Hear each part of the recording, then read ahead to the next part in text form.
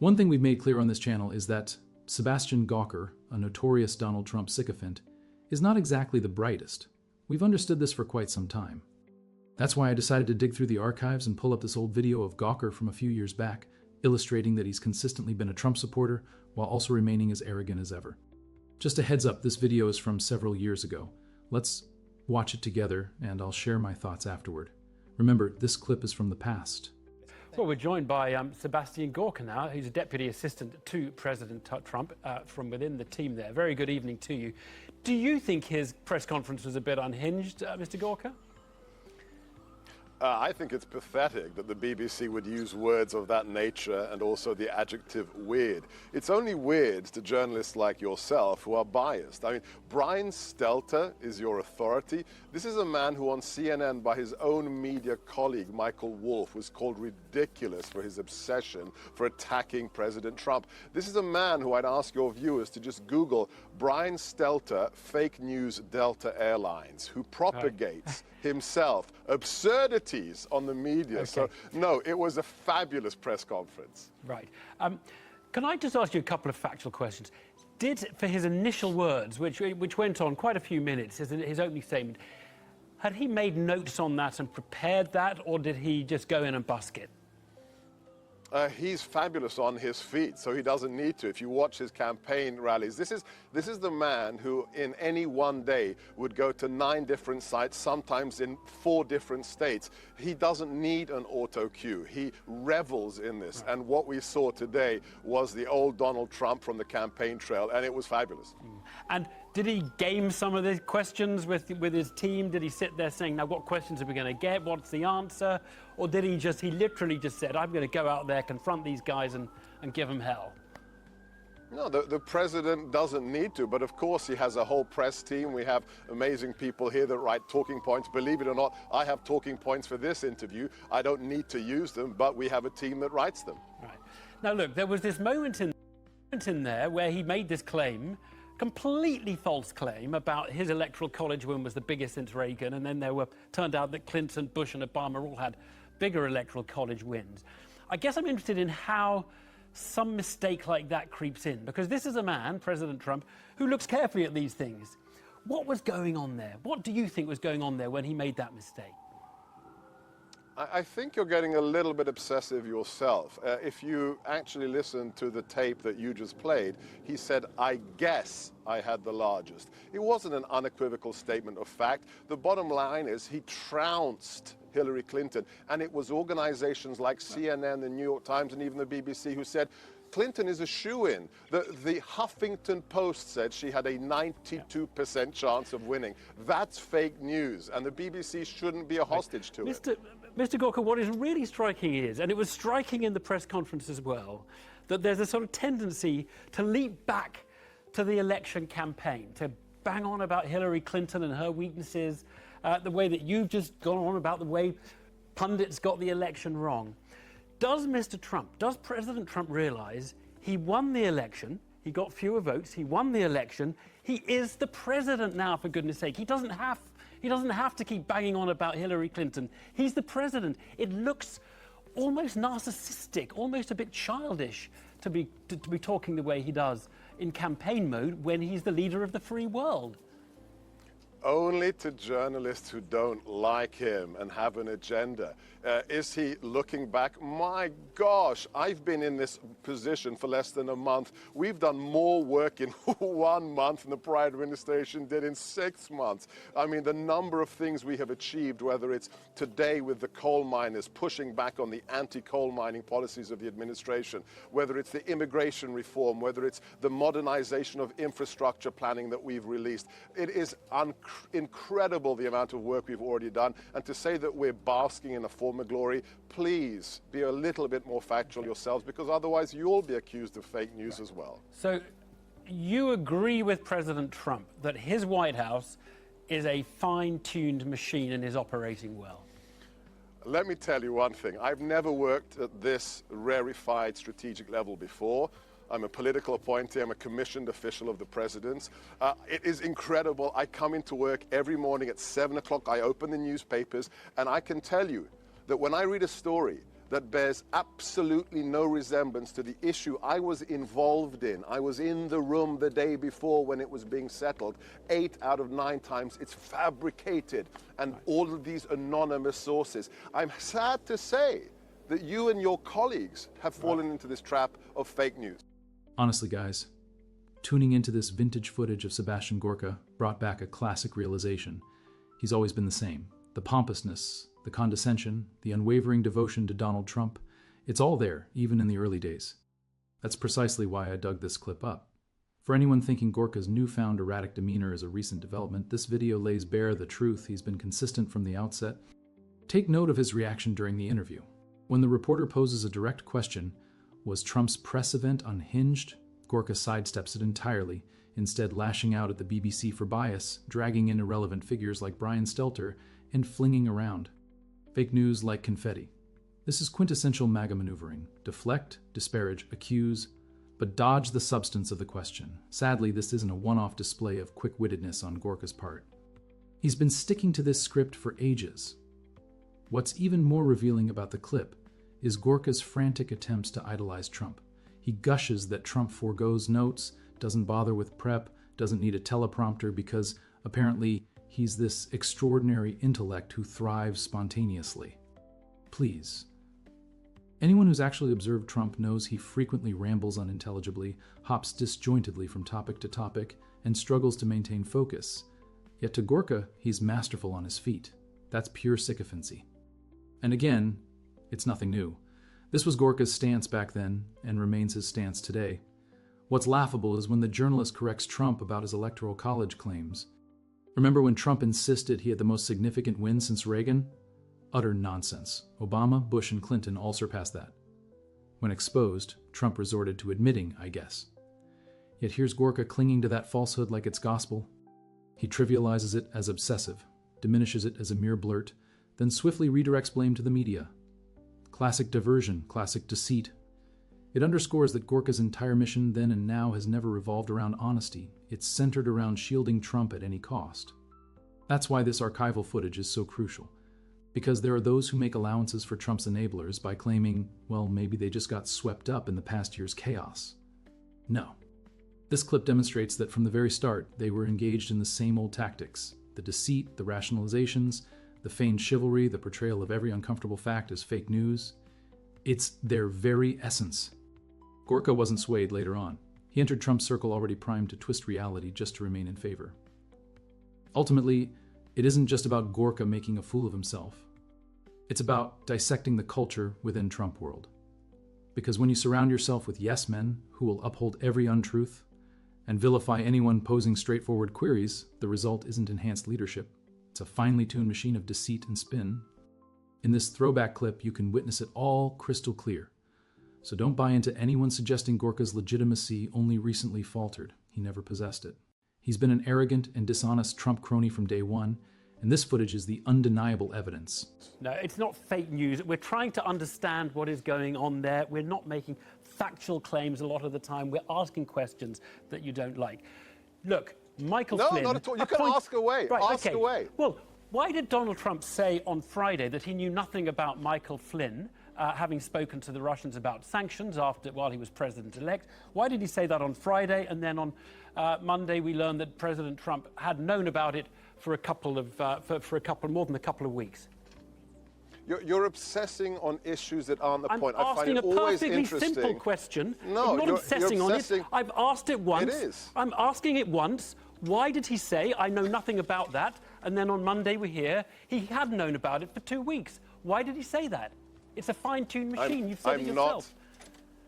I said the White House is working as a fine-tuned machine, and it is. Your question was about this representation of there being a maelstrom in the White House, and I answered it factually based upon my experience. There isn't any disorder, any chaos. Some people in the media would like there to be, but there isn't. Okay. I'm inside the building, I can tell you. Now, what the president knew when, please ask him when you have an opportunity. I'm sure you have a BBC correspondent in the press room. I wasn't in that meeting with General Flynn. Okay. Let me ask you one about foreign policy, because I know that's a particular interest of yours. This is a fine-tuned machine, you say. Yesterday, the president said he's open-minded on different solutions to the issue of Israel and Palestine. Today, Nikki Haley, your ambassador at the UN, clarified to colleagues and other members there that the two-state policy remains the US objective. Why is there this constant confusion in which the president sort of speaks, someone then has to go around with a bucket and a shovel, picking up the pieces, trying to clarify to the allies around the world as to what is going on? Your representation is just wishful thinking. If you didn't have an agenda-driven question list, it would be so much easier to have a better relationship with you. I mean, the bottom line is read the transcript. Read the transcript of what the president said after the meeting with the prime minister. It was unequivocal. We remain committed to our ally Israel, and any solution will have to be a solution that both sides come to. We're not going to intervene. So, you need to stick to the facts. Yeah, no, but I suppose the fact is, other people, not just me, other people were deeply confused and reported, not because they have an agenda, that there was a change in US policy. Nikki Haley felt it necessary, as your ambassador to the UN, to clarify. Now, why are these kinds of mistakes being made? Just before you answer that, another one today. Rex Tillerson was in a meeting with the French foreign minister. Afterwards, the French, by the way, you think the policy is worrying and confused, said they thought your policy was to tear up the Iran deal or to look again at the Iran nuclear deal. Rex Tillerson had to say, no, I didn't say that. It just gives a complete picture of utter shambles in which people are constantly having to correct or misstatements or things that have been misunderstood. Is it everybody else's fault, never your own? No, not at all. It's just there is an agenda-driven distortion. I mean, come on, this is a media, mainstream media, that has accused us in the White House of being anti-Semitic and white supremacists. I mean, this is how bad it is. This is a White House where Jared Kushner, an Orthodox Jew, is key to the decision-making process, and you have the audacity as the mainstream media to talk about anti-Semitism. Right. That's why you want to spin it, and we're not going to stand for it. Just tell me where the BBC, CNN, or the New York Times have, as a fact, said this is an anti-Semitic regime. Look at the response to the Holocaust Memorial Statement. I ask your viewers to Google it now. Right. That's quite different to saying, anti-Semitic. Not at all. It's quite different to saying. That's what the response was. That for some anti-Semitic reason, we didn't explicitly use the word the Jewish Holocaust. It's absurd. It's absurd. When the president says he hates the press, it's out of control. Wait. I never said anything on those terms. I don't want to get drawn into a textual argument about that. God forbid you'd agree. I don't know. Yes, go ahead. When the president says the press is out of control, when you stand there and basically, for most of your answers, just say we have an agenda, we're fake news, we're trying to pull you down. And prove it. When you You're say using that, Brian Stelter as a Can I just paragon. ask, is it the case you plan no action against the press? The press will carry on and do its job and be allowed to do its job exactly as it always has? Or are there measures you're intending to take? I'm just asking if there are measures. I mean, this is fake news. No, I mean, it's not news at all. I've asked a question. Fake news. Okay. You are implying that there's some dread intent. I'm asking because the president. What are you positing? What are you positing? I'm asking if the president has any actions in mind. He said today it is out of control. We need to talk about this, and he hinted that he wasn't going to put up with it. Now, that might mean something as innocuous as I'm going to communicate with everybody via Twitter, or it might mean I'm going to think about other things I can do. Is it the latter, or is it the former? All it means is that we are going to continue to do what we did so very, very successfully, and the thing that put the former real estate billionaire into the White House, and which is to break your sense of monopoly on the news. The mainstream media no longer gets to monopolize news, and we are going to go straight to the audiences. Whether it's through Twitter, whether it's through YouTube, it doesn't matter. We are not going to put up with distortions and people who believe they have a monopoly on the truth simply because they have 60 years of a letterhead above them. Not going to happen. We're going to communicate with our audiences, domestic and international. That's all the president meant. Here's the scoop, folks. This isn't some recent outburst from Sebastian Gorka where he's suddenly unraveling. No, this footage is almost a decade old, around 8 or 9 years ago. That's precisely what makes it so insightful. Whenever Gorka makes headlines today, Whenever he deploys his smug, self-satisfied defenses of Trump, you'll hear people remark, "Wow, he's really gotten off the rails," or "he's really spiraled lately." But that's just not true. This video outright proves that Sebastian Gorka hasn't changed one bit. He's always been like this. He's the perfect example of a sycophantic Trump supporter. Now let's take a closer look at what's happening in this clip. The journalist, composed and professional, poses questions that any reporter should pose. They're straightforward, clear, and factual. What did Trump know about Michael Flynn and when? Why did Trump publicly state one thing only for evidence to contradict him? Why does the administration send mixed messages on policy, with one official saying one thing and another trying to clarify the next day? These aren't tricky questions. They're the kind of inquiries the press should ask any administration claiming to run like a well-oiled machine. But check out how Gorka reacts. Instead of answering, he goes straight into attack mode. He starts accusing the BBC of bias. He calls these questions agenda-driven. He flings around the term fake news as if it were confetti. That's no fluke. That's not just his personality. It's a carefully planned tactic, one that has been a hallmark of Trump's world since the beginning. Whenever the truth doesn't fit the narrative, they don't adapt, they don't clarify, they don't even acknowledge reality. They just target the questioner, discredit the media, and reiterate whatever Trump wants them to say. Notice his unwavering loyalty. The reporter points out Trump's false claim about his electoral victory margin. That's not a partisan jab. It's a well-documented fact. The figures are publicly available. Yet, instead of owning up to Trump's error, Gorka stretches to justify it, suggesting Trump merely guessed, saying it doesn't matter, steering the conversation back to Hillary Clinton in the election, as though we're back in campaign mode. That's classic sycophancy. Dodge reality, shift the conversation, defend the boss at all costs. This is crucial because it unveils that the turmoil and falsehoods in Trump's administration weren't by accident. It wasn't mere incompetence or inexperience. It was intentional. Trump packed his administration with people like Gorka, individuals who would never challenge him, admit errors, or choose truth over fealty. Gorka, in this clip, perfectly illustrates that culture. He concedes he wasn't in certain meetings. He admits he's unaware of specifics. Yet does it deter him from speaking with utter confidence, lambasting the media, and defending Trump? Not one bit. He's more than willing to go out there entirely blind, lacking any real understanding, and argue that everyone else is wrong and Trump is right. That's not leadership, that's blind loyalty. And this is where it ties into the broader context, because whenever people reflect on Trump's presidency and wonder, how did it become so dysfunctional? How did the White House turn into such a circus? The answer is simple. It was designed that way. When you populate your team with Seb Gorkas, people who perceive their role not as serving the nation or telling the truth, but as flattering Trump and attacking the press, naturally chaos ensues. Dysfunction becomes the norm. A government unable to admit basic mistakes is what you get. Let's pause on one point. Gorka keeps harping on the phrase well-oiled machine. He repeats it, hoping it'll come true through sheer repetition. Meanwhile, behind the curtain, Michael Flynn resigns in disgrace. Allies worldwide are left in a fog about U.S. policies on Israel and Iran. Cabinet members are contradicting each other on live broadcasts. It's plain to see that this isn't a well-oiled machine, it's a flaming clown car.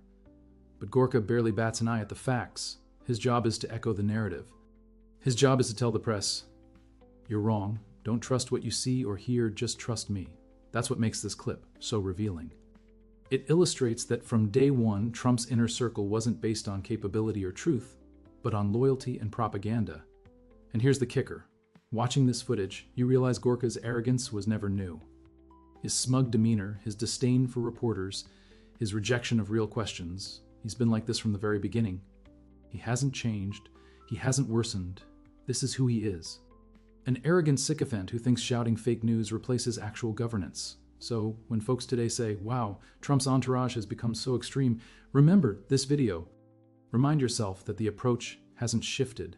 The only difference now is that after years of this nonsense, we've seen the fallout. We've witnessed the consequences when a government prioritizes preserving a cult of personality over serving the American people. And that's why revisiting clips like this has value. It's not just nostalgia, it's proof. It's a reminder that it was never about competence or policy. It was always about loyalty and spinning narratives. So yes, Sebastian Gorka, the quintessential Trump sycophant then, and an unchanged one now. Nothing about him has evolved. Nothing about Trump's approach has evolved, and nothing about the threat of that brand of politics has changed either.